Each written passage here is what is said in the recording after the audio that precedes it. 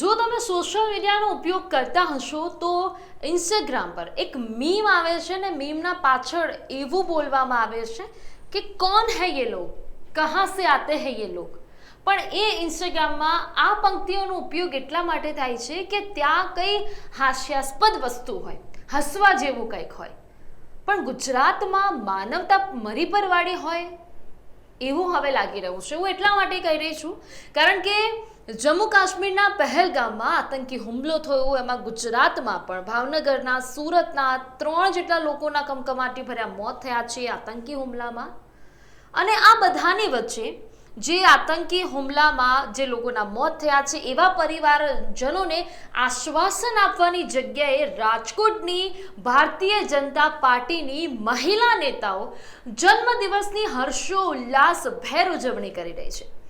એટલે એવો સવાલ થાય છે કે કોણ હૈ યે લોગ, કહાં સે આતે હૈ યે લોગ. આવું એટલા માટે થઈ રહ્યું છે કે ગુજરાતમાં માનવતા મરી પરવાળી છે.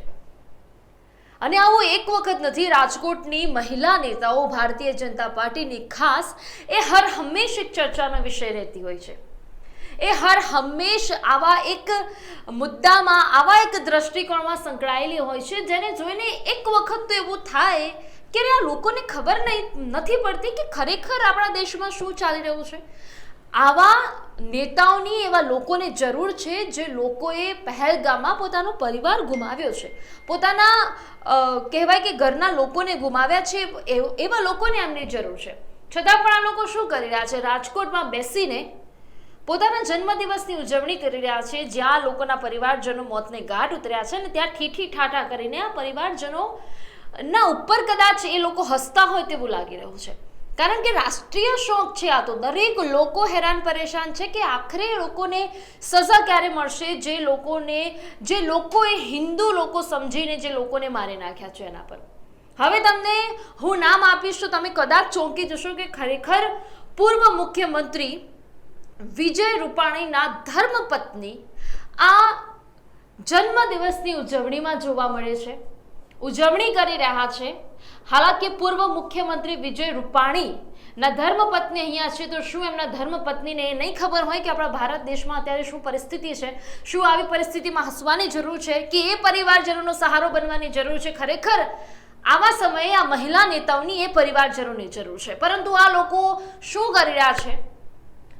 જન્મદિવસની ઉજવણી કરી રહ્યા છે, ઠાઠા ઠીઠી કરી રહ્યા છે. ને એટલું જ નહીં, રાજકોટની જેટલી પણ ભારતીય મહિલા નેતાઓ છે એ હર હંમેશ એક ચર્ચાનો વિષય રહેતી હોય છે. અહીંયા તમે પૂર્વ મુખ્યમંત્રી વિજય રૂપાણીના ધર્મપત્ની, એના પછી કહેવાય કે દર્શિતાબેન શાહ, અંજલિબેન રૂપાણી, એ બંને અહીંયા જોવા મળી રહ્યા છે.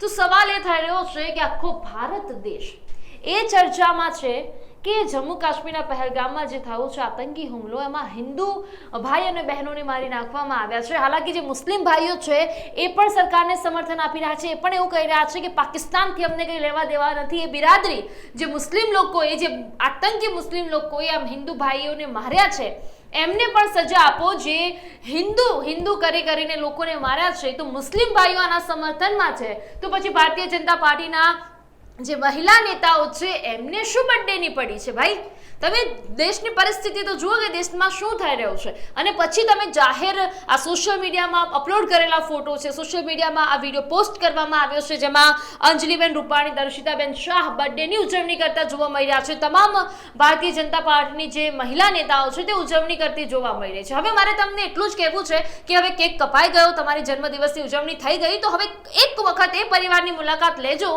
કે જે પરિવારે આ હુમલામાં પોતાના પરિવારજનો ગુમાવ્યા છે.